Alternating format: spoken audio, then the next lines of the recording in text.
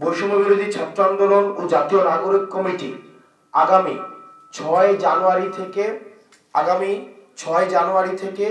11 জানুয়ারি পর্যন্ত দেশব্যাপী আমরা কর্মসূচি ঘোষণা করছি।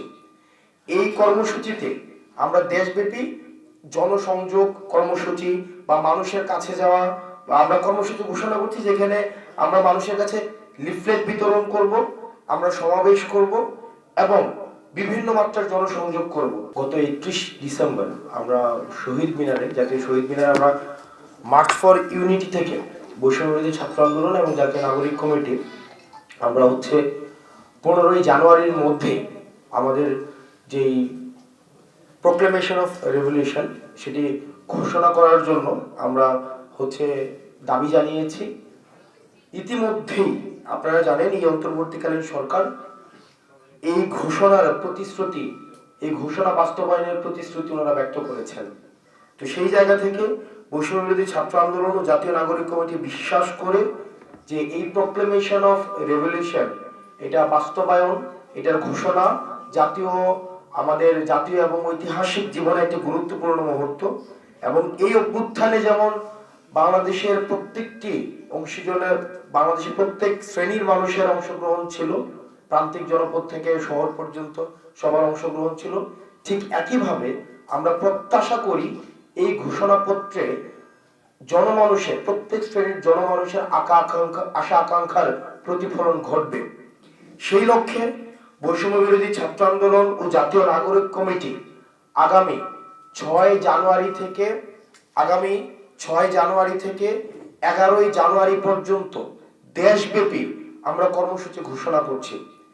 এই কর্মসূচিতে আমরা দেশব্যাপী জনসংযোগ কর্মসূচি বা মানুষের কাছে যাওয়া বা আমরা কর্মসূচি ঘোষণা করছি, যেখানে আমরা মানুষের কাছে লিফলেট বিতরণ করব, আমরা সমাবেশ করব এবং বিভিন্ন মাত্রার জনসংযোগ করব।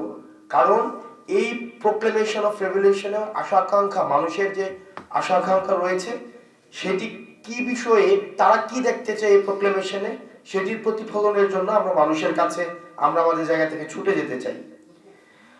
আগামী সপ্তাহ জুড়ে দেশের প্রতিটি জেলায় এই ঘোষণাপত্রের দাবিতে কর্মসূচি পালন করা হবে। ইতিমধ্যে যেমনটি বলছিলাম, সারা দেশের সকল শিক্ষা প্রতিষ্ঠানে বৈষম্য বিরোধী ছাত্র আন্দোলন এবং প্রত্যেকটি জেলা উপজেলায় ছাত্র, নাগরিক, পেশাজীবী, কৃষক, শ্রমিক ও সর্বস্তরের জনগণের মাঝে একযোগে আমরা গণসংযোগ চালাবো। সারা দেশের প্রতিটি জেলায় বৈষম্য বিরোধী ছাত্র আন্দোলন ও জাতীয় নাগরিক কমিটি যৌথভাবে এই কর্মসূচি পালন করবে।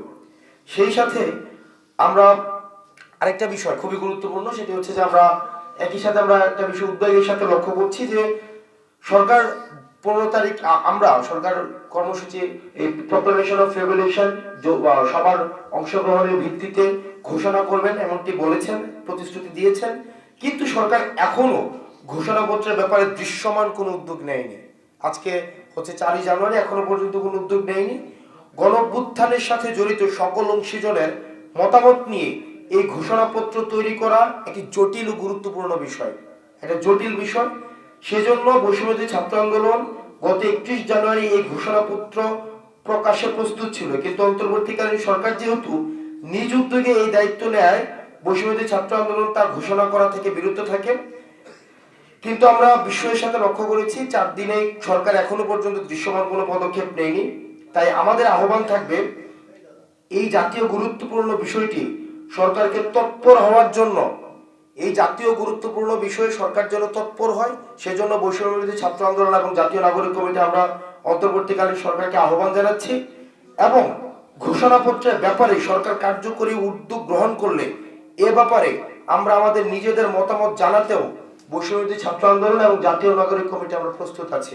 সরকার যদি মনে করে যে এই বিষয়ে আমাদের কোনো মতামত তারা জানতে চায়, সেক্ষেত্রে আমরা যে কোনো সময়, আমরা যেহেতু আপনারা ইতিমধ্যেই জানেন আমরা একটা ড্রাফট আমাদের প্রস্তুত ছিল, সেটি নয় বরং সকল অংশীজনের মতামতের ভিত্তিতে যেই ড্রাফটটি করা হয়েছে, পরবর্তীতে রিফাইন্ড ভার্সন সরকার যদি আহ্বান করে, সেক্ষেত্রে আমরা সেটি দেখাতে প্রস্তুত রয়েছে। অর্থাৎ আমাদের সর্বসাকুল্যে আমাদের 5 জানুয়ারি থেকে 11 জানুয়ারি পর্যন্ত দেশব্যাপী আমাদের কর্মসূচি চলবে।